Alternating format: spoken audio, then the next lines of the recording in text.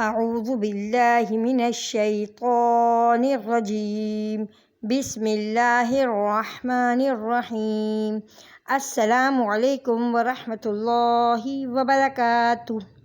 بچوں، آج میں آپ کو احادیث کے بارے میں کچھ بہت اچھی باتیں بتاؤں گی۔ آپ غور سے سنیں کہ حدیث کسے کہتے ہیں اور جو ہے حدیث ہمیں کس بات کی وجہ سے ہم اس کو حدیث کہتے ہیں۔ یہ ساری باتیں میں آپ کو سمجھاتی ہوں تاکہ آپ کو حدیث کا مطلب سمجھ آئے۔ سب سے پہلے احادیث، اللہ تعالیٰ نے پیارے نبی صلی اللہ علیہ وسلم کو دنیا میں بھیجا تاکہ وہ ہمیں زندگی میں گزارنے کے طریقے بتائیں اور اللہ کے پسندیدہ کام بتا سکیں۔ پیارے نبی صلی اللہ علیہ وسلم کی پیاری پیاری باتوں کو ہی ہم حدیث کہتے ہیں۔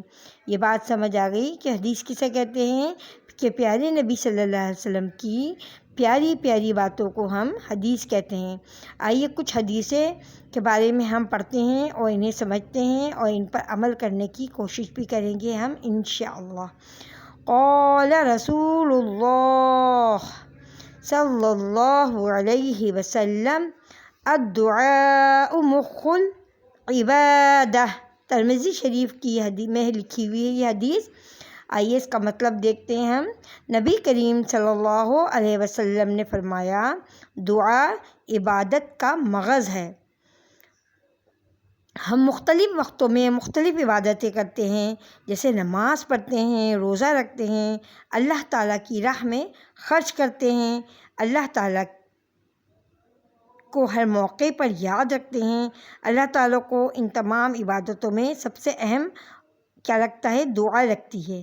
یعنی جب ہم کوئی بھی عبادت کرتے ہیں اس کے بعد ہم دعا مانگتے ہیں تو اللہ تعالیٰ ہماری دعا مانگنے سے خوش ہوتے ہیں اور ہماری دعاؤں کو سنتے ہیں اور ہماری ان دعاؤں کو پورا بھی کرتے ہیں، ٹھیک ہے؟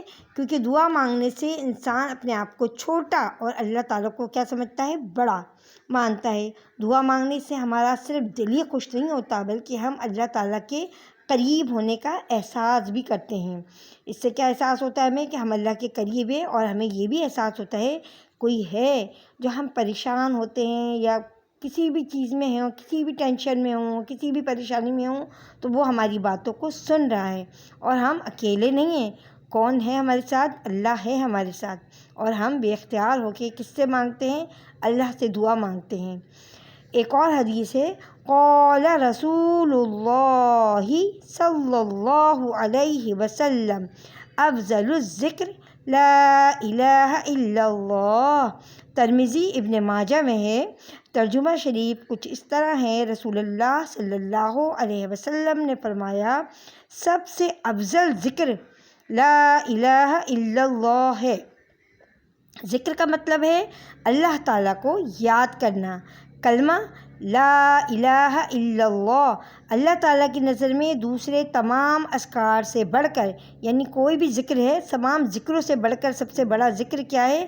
لا الہ الا اللہ، کیونکہ اس میں کیا منع ہوا ہے؟ اس میں شرک سے منع کیا گیا ہے۔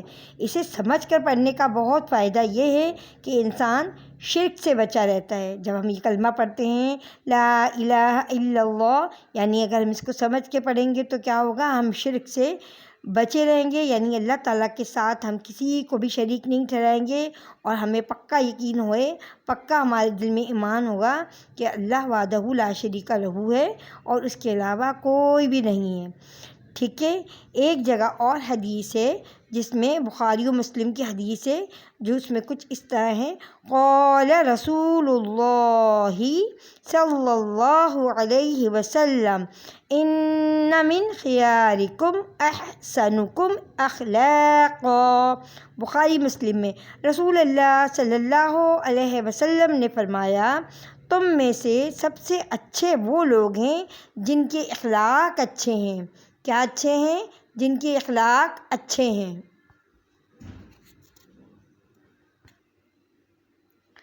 یعنی ہم اچھی عادتیں رکھنے والوں کے ساتھ اٹھتے ہیں، بیٹھتے ہیں اور دوستی کرتے ہیں اور ان سے محبت کرتے ہیں اور انہی کی طرح بننے کی کوشش کرتے ہیں۔ اچھی عادتوں کی بہترین مثال کیا ہے؟ سب سے بڑی بہترین مثال ہمارے پیارے نبی صلی اللہ علیہ وسلم ہے۔ ہم ایسی عادتیں اپنے اندر پیدا کریں کہ اچھے بن سکتے ہیں اور دوسروں کو بھی اپنی اچھی عادتوں سے اچھا بنا سکتے ہیں۔ ایک اور حدیث ہے جس میں نبی کریم صلی اللہ علیہ وسلم نے کیا ارشاد فرمایا، آئیے ہم پڑھتے ہیں۔ قال رسول اللہ صلی اللہ علیہ وسلم من احب لقاء اللہ احب اللہ لقاءہ۔ مسلم شریف کی حدیث ہے، جسے اللہ تعالیٰ سے ملنا پسند ہو اللہ کو بھی اس سے ملنا پسند ہے۔ ہر اچھے مسلمان کی خواہش ہوتی ہے کہ قیامت کے دن وہ اللہ تعالیٰ سے ملے اور اس سے بات کرے۔ اس خواہش کو پورا کرنے کے لیے اللہ تعالیٰ نے ہمیں اس دنیا میں نیک عمل کرنے کی ہدایت کی ہے۔ ہمارے پیارے نبی صلی اللہ علیہ وسلم نے اس حدیث کے ذریعے ہمیں خوشخبری دی ہے کہ جو لوگ اللہ تعالیٰ سے ملنا چاہتے ہیں تو اللہ بھی ان سے ملنا چاہتا ہے۔ ٹھیک ہے، ایک اور جگہ حدیث میں رسول اکرم صلی اللہ علیہ وسلم نے فرمایا، آئیے حدیث پڑھتے ہیں ہم، کتنی پیاری حدیث ہے، ترمذی شریف کی حدیث ہے یہ بھی۔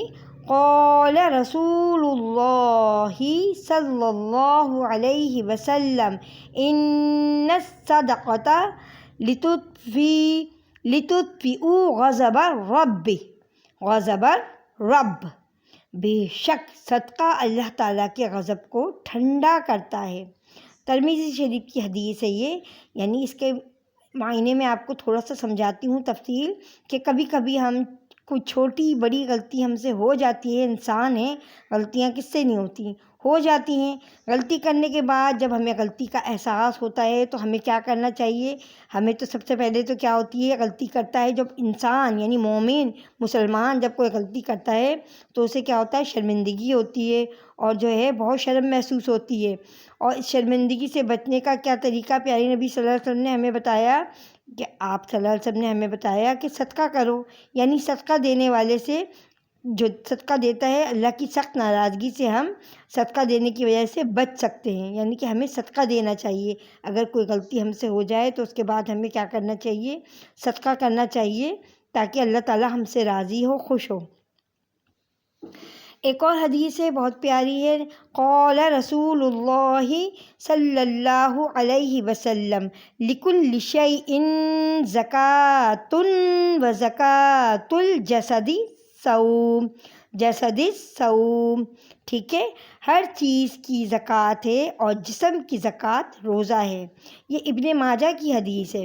ٹھیک ہے، اس کے بارے میں تھوڑی سی تفصیل ہم پڑھتے ہیں۔ پیارے نبی صلی اللہ علیہ وسلم نے فرمایا کہ جس طرح ہم مال میں سے اللہ کی راہ میں خرچ کرتے ہیں اور مال پاک ہو جاتا ہے، اسی طرح ہمارے جسم کو بھی غلطیوں سے پاک ہونے کی ضرورت ہے۔ تو یہ ضرورت روزہ رکھنے سے پوری ہوتی ہے۔ کس سے پوری ہوگی؟ یہ ضرورت روزہ رکھنے سے پوری ہوتی ہے۔ انشاءاللہ آج ہم نے اتنی پیاری پیاری حدیثیں پڑھی ہیں، اس کا ترجمہ دیکھا اور ہم نے حدیثیں سیکھیں۔ ہم انشاءاللہ اپنی جو حدیثیں ہم نے سیکھی ہیں ان پر عمل کرنے کی کوشش کریں گے، اور ان کو ہم نے سمجھا ہے اور ان پہ اپنی زندگی میں آگے خود بھی سیکھی ہم نے، اور آگے ہم اپنے دوستوں کو، اپنے بہن بھائیوں کو اور اپنے ساتھیوں تک شیئر کریں گے، ان کو بتائیں گے اتنی پیاری پیاری حدیثوں کے بارے میں۔ انشاءاللہ آج کے لیے یہی سبق تھا، کل ہم اپنے نئے سبق کے ساتھ پھر حاضر ہوں گے۔ کل تک کے لیے اجازت دیں، اللہ نگہبان۔